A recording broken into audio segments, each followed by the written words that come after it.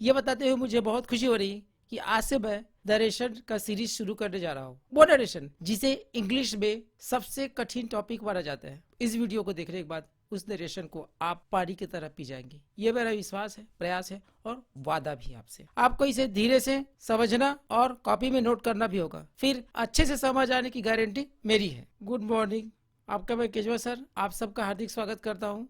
How are you? मुझे उम्मीद है कि आप सब कुशल होंगे, अच्छे से होंगे, खूब सारा पढ़े होंगे। चलिए आगे बढ़ते हैं और without wasting any moment let's start. At first ये देखें कि व्हाट इज नरेशन। नरेशन है क्या? क्या चीज है नरेशन? तो बेटा मैं बता दूं, नरेशन इज आर्ट। नरेशन एक आर्ट है, कला है। किसकी कला है? क्या है? The art of reporting one's words or statement is narration. किसी के शब्दों को या कथन को व्यक्त करने की कला है, नरेशन है। हाँ, नरेशन एक कला है, किसी के शब्दों को व्यक्त करने की कला। किस प्रकार से किसी के शब्दों को व्यक्त कर सकते हैं? तो देयर आर टू वेज। कितने ways? There are two ways, दो तरीके हैं। फर्स्ट है डायरेक्ट स्पीच, या इसको डायरेक्ट वे भी कह सकते हैं, प्रत्यक्ष तरीका या सीधा तरीका। और सेकंड है इनडायरेक्ट स्पीच, या इसको इनडायरेक्ट वे भी कह सकते हैं। ये दूसरा तरीका है। हम प्रत्यक्ष तरीके से किसी के कथन को व्यक्त कर सकते हैं और दूसरा अप्रत्यक्ष तरीके से। ठीक है, अब ये डायरेक्ट और इनडायरेक्ट क्या है तो भाई क्लियर कर देता हूं मैं। एट फर्स्ट डायरेक्ट स्पीच, ये क्या चीज है? तो in this form the actual statement of speaker is presented as it is in inverted comma. इस फॉर्म में, इस डायरेक्ट स्पीच के फॉर्म में किसी भी वक्ता के, स्पीकर के स्टेटमेंट को, एक्चुअल स्टेटमेंट को प्रेजेंट किया जाता है, प्रस्तुत किया जाता है। कैसे? एज इट इज, जैसे है वैसे, जैसे के तैसे। ठीक है, किसमें? इन्वर्टेड कॉमा में। इन्वर्टेड कॉमा में व्यक्त करते हैं। एक एग्जांपल देख लें। राम ने कहा आई एम वेरी लेट। ये क्या हुआ कि इस राम के स्टेटमेंट को, इसके कथन को हमने इन्वर्टेड कॉमा में व्यक्त किया और ये उसके जस के तस, जैसा उसने कहा वैसे ही व्यक्त किया। हमने कोई छेड़छाड़ नहीं किया। That is direct speech. Clear? Now indirect speech. Indirect speech क्या चीज देख ले भाई। तो in this form the actual words of speaker are presented in own words. इस इनडायरेक्ट में क्या करते हैं कि स्पीकर के एक्चुअल वर्ड्स को, वास्तविक शब्दों को हम प्रस्तुत करते हैं। बट कैसे? इन ओन वर्ड्स, खुद के शब्दों में। खुद के शब्दों में जब उसके कथन को, उसके शब्दों को हम व्यक्त करते हैं तो वो इनडायरेक्ट स्पीच है, इनडायरेक्ट तरीका है, अप्रत्यक्ष तरीका है। एक एग्जांपल देखें। देखिए, Ram said I am very late को किस तरीके से इनडायरेक्ट वे से हम व्यक्त कर सकते हैं। क्या है? Ram said that he was very late. तो ये इनडायरेक्ट वे है, इनडायरेक्ट स्पीच है। क्लियर? इस प्रकार से आप देख लें टाइप्स ऑफ नरेशन या स्पीच। इस नरेशन को स्पीच भी कहते हैं। तो इसके प्रकार कितने होते हैं तो इसको बता चुका हूं मैं, नाम बता दूं। क्या है?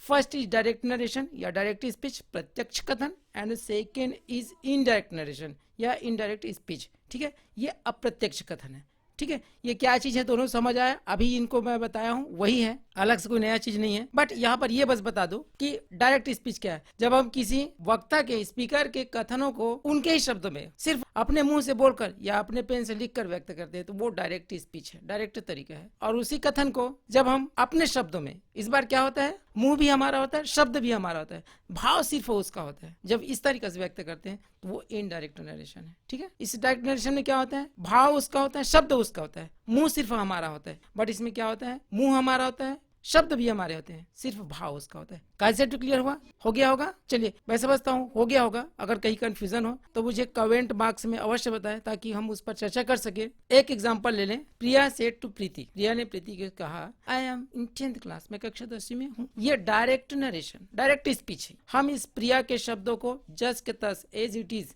इस इन्वर्टेड कॉमा में व्यक्त किए। इस डायरेक्ट नरेशन की पहचान क्या है? इन्वर्टेड कॉमा है। और ये क्या? ये कॉमा। ये बहुत जरूरी चीज होता है डायरेक्ट नरेशन में, क्योंकि हम उसके शब्दों को एज इट इज, माने जस के तस व्यक्त कर रहे हैं। और जस के तस व्यक्त कर रहे हैं, इसका पहचान क्या है? ये इन्वर्टेड कॉमा। ठीक है, कोट कर रहे हैं, उदाहरण के रूप में व्यक्त कर रहे हैं किसी के कथन को। ठीक, इसी को हम इनडायरेक्ट नरेशन में कैसे व्यक्त कर सकते हैं? प्रिया टोल्ड प्रीति, देखेंगे थोड़ा अच्छे से, that she was in 10th class. Priya told Preeti that she was in 10th class. अब आप कहेंगे सर ये सेड के बदले टोल्ड आ गया और ये टू तो गायब ही हो गया, इस कामा के बदले दैट आ गया, ये आई के स्थान पे शी हो गया और एम के बदले वाज हो गया। ये सब क्या है? हमें तो कुछ समझ नहीं आ रहा है।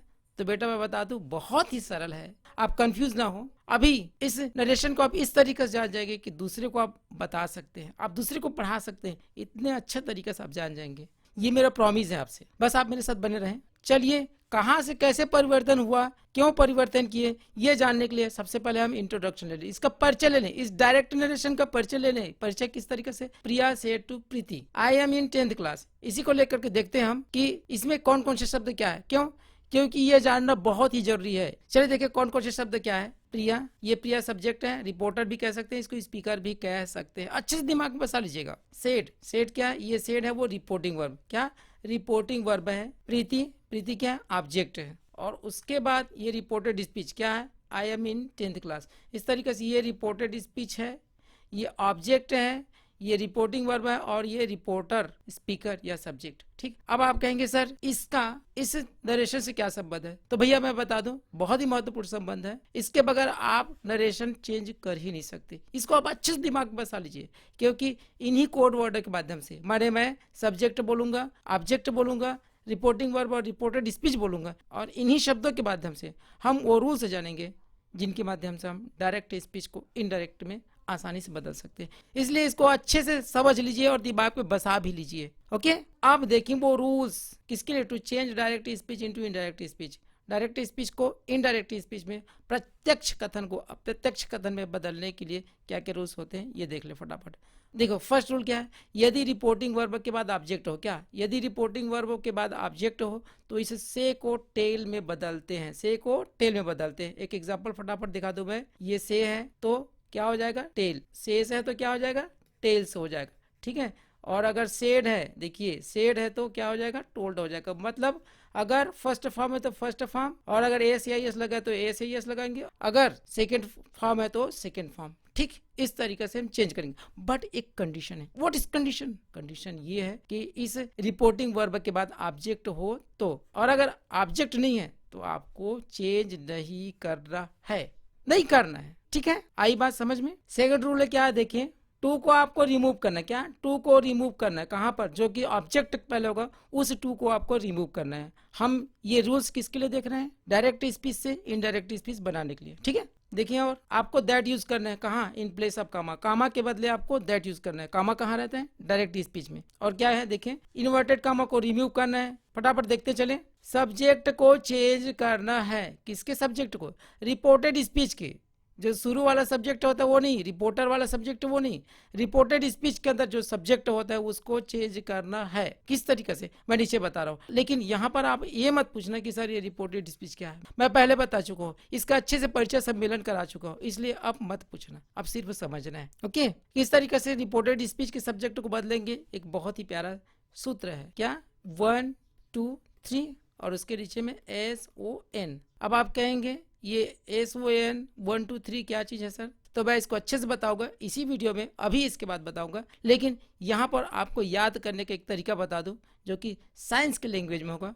किस तरीके से होगा, S1 O2 N3। याद हो गया ना, बहुत बढ़िया। चलिए देखिए ये S1 O2 और N3 क्या चीज है, देखिए फटाफट इसको समझ लीजिए, अच्छे समझ लीजिए कि अगर फर्स्ट पर्सन हो, क्या फर्स्ट पर्सन हो तो उसको चेंज करना है। फर्स्ट पर्सन के अंदर क्या क्या आता है, कौन कौन से सब्जेक्ट आते हैं देख लीजिए पहले, आई और वी, क्या आई और वी आते हैं। तो इस फर्स्ट पर्सन को अकॉर्डिंग टू सब्जेक्ट, सब्जेक्ट के हिसाब से चेंज करना है। सब्जेक्ट या इसको क्या कह सकते हैं, रिपोर्टर, क्या रिपोर्टर, जो शुरू में होता है ना वो, उस रिपोर्टर के अनुसार आपको चेंज करना है, मतलब उसके अनुसार से आपको नंबर और जेंडर को चेंज करना है। ठीक है, किस रूप में रहेगा ये भी बता दूं मैं, किस रूप में रहेगा, प्रोनाउन के रूप में। किस रूप में, प्रोनाउन के रूप में रहेगा। और देखें अगर सेकेंड पर्सन हो, क्या अगर सेकेंड पर्सन हो, सेकेंड पर्सन के अंदर कौन से सब्जेक्ट आते हैं, यू, तो इस सेकेंड पर्सन को अकॉर्डिंग टू ऑब्जेक्ट, ऑब्जेक्ट के अनुसार परिवर्तन करना है, बदलना है।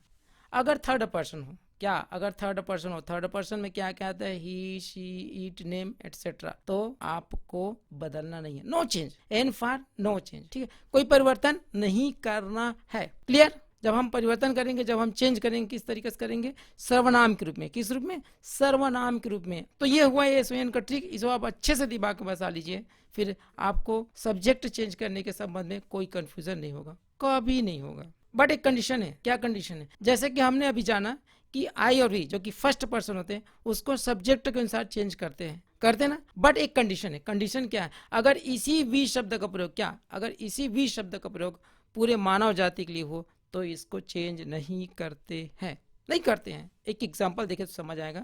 दे said we can not live without water. उन्होंने कहा कि हम पानी के बगैर नहीं जी सकते। देखिए इसको किस तरीके से हम इनडायरेक्ट में चेंज करेंगे। दे सेड दैट, इस काबा के बदले क्या हो गया, दैट का प्रयोग करते हैं, दैट कर दिए, और ये वी का वी ही रहेगा, नहीं चेंज होगा। जबकि नियम के तहत दे चेंज होना था, यहाँ पर ये दे है तो यहाँ पर दे बनना था, बट ऐसा नहीं करेंगे। क्यों?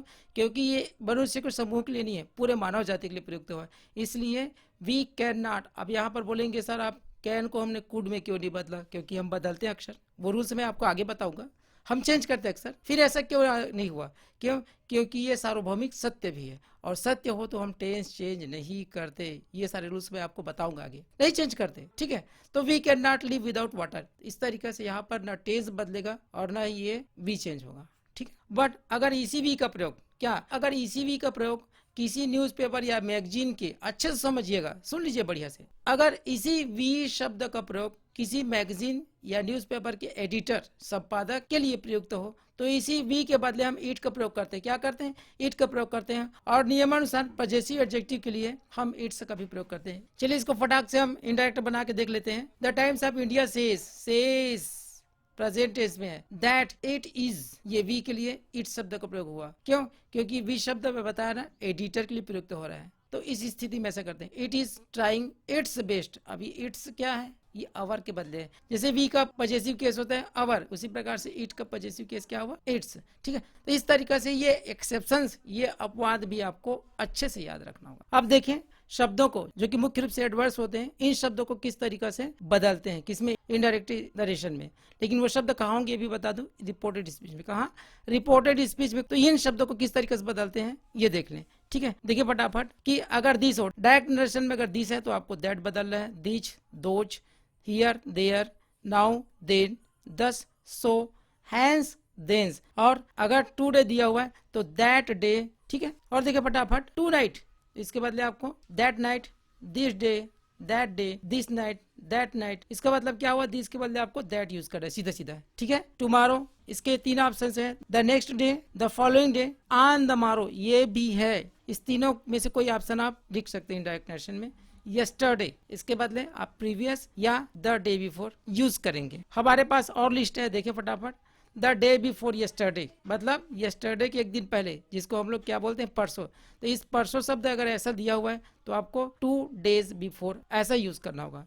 The day after tomorrow, tomorrow के एक दिन और बाद, माने कि इसको भी परसों, आने वाला परसों, तो इसके लिए क्या यूज करना है? इन 2 days टाइम, ये अपॉस्ट्रोफी ध्यान रखना। द लास्ट डे, नाइट या वीक, मंथ या ईयर दिया हुआ है, मतलब लास्ट के साथ इन सारे शब्दों का प्रयोग हुआ है, तो आपको क्या करना है? इस लास्ट के बदले आपको प्रीवियस, क्या? प्रीवियस यूज करना है।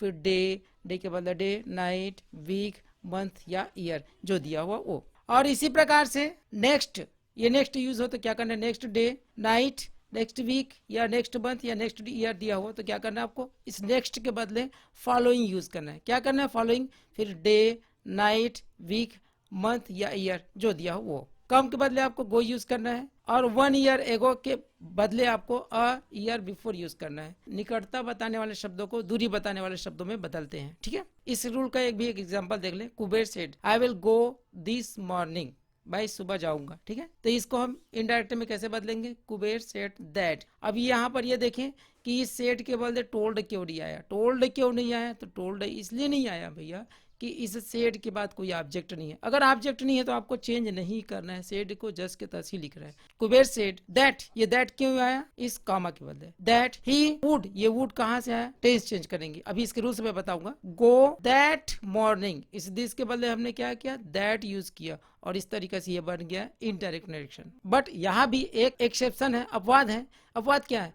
कि अगर कोई वस्तु एट प्रेजेंट हो, मतलब हाथ में हो, सामने हो, तो उस स्थिति में निकटता व्यक्त करने वाले शब्दों को दूरी बताने वाले शब्दों में नहीं बदलते। फॉर एग्जाम्पल देखें, Chandra Kumari said this is my book, मतलब हाथ में रखी है और उसको रख करके बोल रही है दिस इज माई बुक, तो इस कंडीशन में आपको दिस को चेंज नहीं करना है। क्या?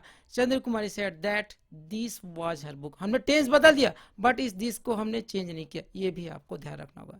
तो निकटता बताने वाले शब्दों को दूरी बताने वाले शब्दों में बदलते समय इसको भी आपको याद रखना होगा। क्लियर? चलिए और आगे बढ़ते हैं। जैसे कि हम बार बार देखें कि रिपोर्टेड स्पीच के टेंस को बदलते हैं, देखिए ना बार बार। तो चलिए अब देखते हैं कि इस रिपोर्टेड स्पीच के टेंस को कैसे बदलते हैं। How to change tense in reported speech, कैसे बदलते हैं फटाफट। फर्स्ट रूल क्या है, यदि रिपोर्टिंग वर्ब, अच्छे से समझिएगा, रिपोर्टिंग वर्ब प्रेजेंट या फ्यूचर टेंस में हो। अब ये रिपोर्टिंग वर्ब क्या है मैं बता चुका हूँ भाई, प्रेजेंट या फ्यूचर टेंस में हो तो आपको रिपोर्टेड स्पीच के टेंस में परिवर्तन नहीं करना, नो चेंज। एक एग्जांपल देखें, Suman says to Chandra I am busy today. ये प्रेजेंट टेंस में है, रिपोर्टिंग वर्ब में।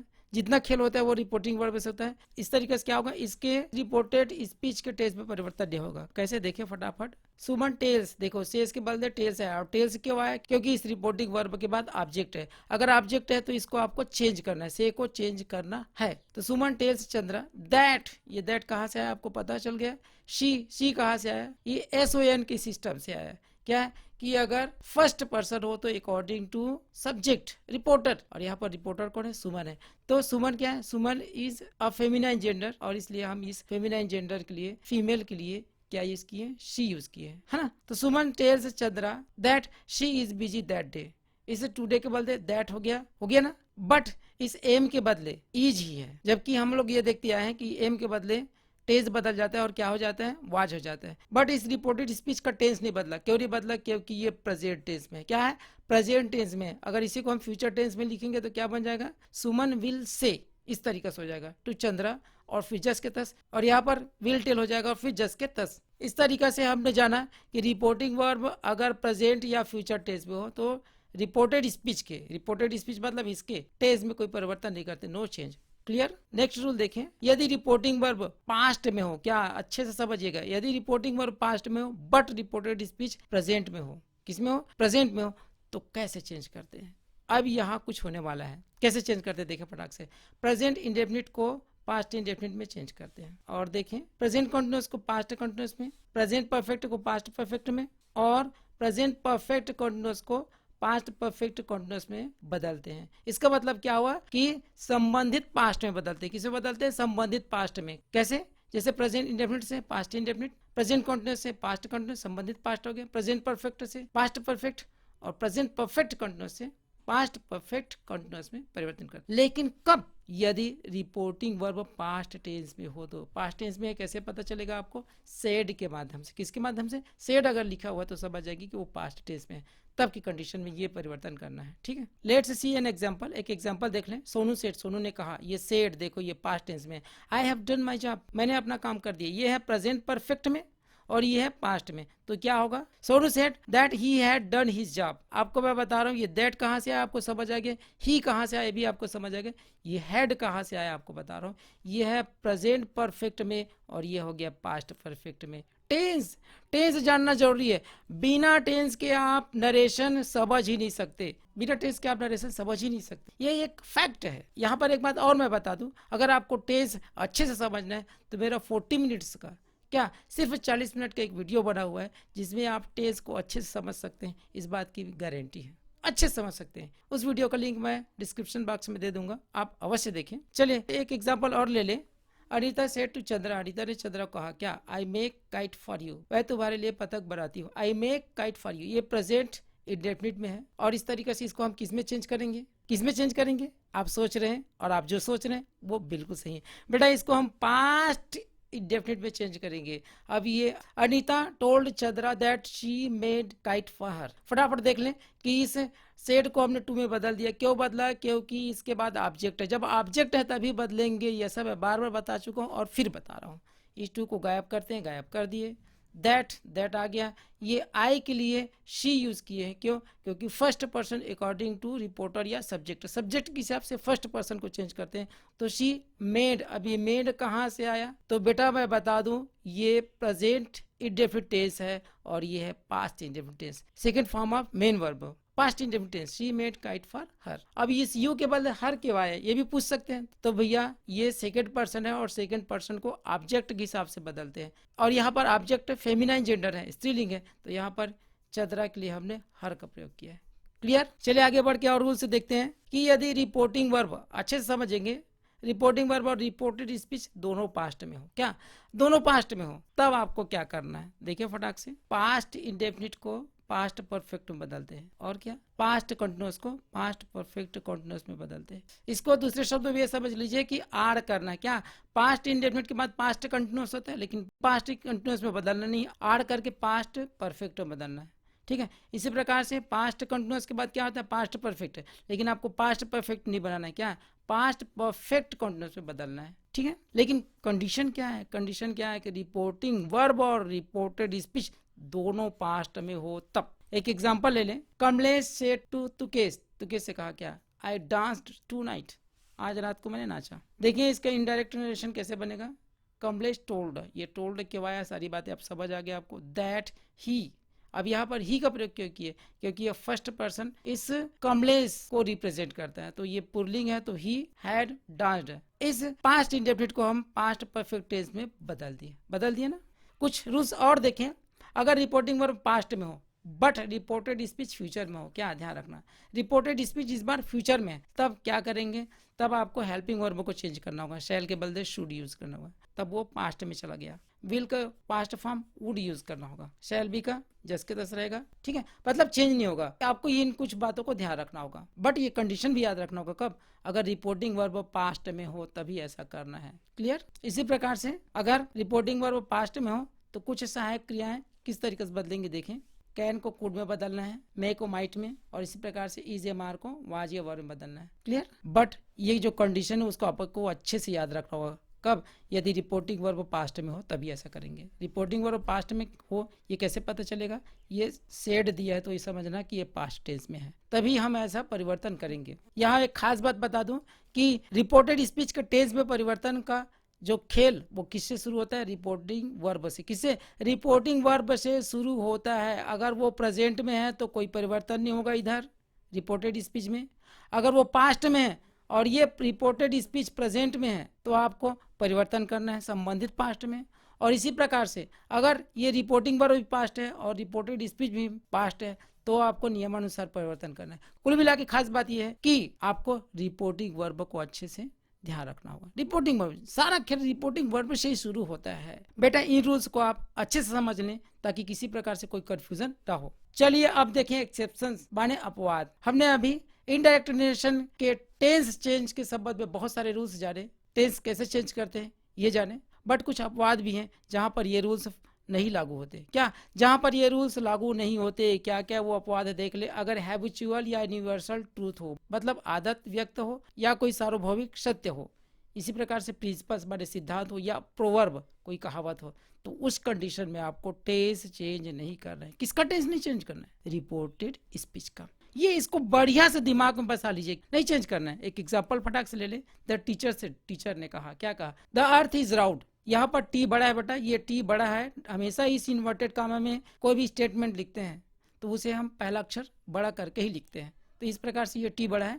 द अर्थ इज राउंड, पृथ्वी गोल है। अब ये क्या चीज है, ये क्या चीज है कि ये एक सार्वभौमिक सत्य है, ये इसको सिद्धांत भी कह सकते हैं। तो इस कंडीशन में इसका टेंस नहीं चेंज करेंगे, क्या होगा, the teacher said that the earth is round. इस इज के बदले हम वाज लिख सकते थे, बट वाज नहीं लिखेंगे, हम नहीं लिखेंगे, टेंस नहीं चेंज करेंगे। क्यों, क्योंकि ये सार्वभौमिक सत्य है, सत्य है। और इस प्रकार से डेली किए जाने वाले कोई आदत व्यक्त हो या कोई सार्वभौमिक सत्य या सिद्धांत या कोई कहावत हो तो उस कंडीशन में टेंस चेंज नहीं करना है। किसका टेंस नहीं चेंज करना है, रिपोर्टेड स्पीच का।